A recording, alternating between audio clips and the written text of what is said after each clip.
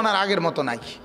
মা হিসাব মা বাপের কত হইল, তুমি নামাজ পড়ো আর না পড়ো, তোমার আখেরাত থাকুক বা না থাকুক পয়সা কামাই করো। সোজা কথা, হয় বিদেশ যাও, নাহলে বাইক কি করো থাইকা এলাকায় বা যেটাই হোক টাকা কামাই করো। পয়সা কামাই করতে পারলে মা বাপের আর কোনো কি নাই, আলাপ সালাপ নাই। এই মা বাপ স্বার্থপর মা বাপ, স্বার্থপর মা বাপ আমার ফতুয়া। হ্যাঁ, যে মা বাপ তার চোখের সামনে ছেলে 1 বছর যাবত আপনার উপযুক্ত ছেলে মেয়ে কোনোদিন ফজরের নামাজ পড়ে না, অথচ আপনার কলিজায় কোনো ব্যথা নাই, পেরেশানি নাই, অস্থিরতা নাই, টেনশন নাই, চোখে পানি নাই, আহাজারি নাই, ওই মা বাপ স্বার্থপর, স্বার্থপর, স্বার্থপর। হ্যাঁ আমি বললাম,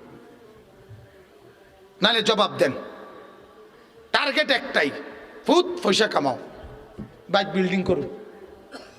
তোর জ্যাডা কইছে জমি হ্যান বেচবো, টাকা পয়সা আগের থেকে বাইল করে না রাখলে আমরা যে কোনো সময় ফট করে বেচ চালাইতো চাইলে, যদি টেহার মিল না থাকে তো মানুষের তে বেচ চালাইব।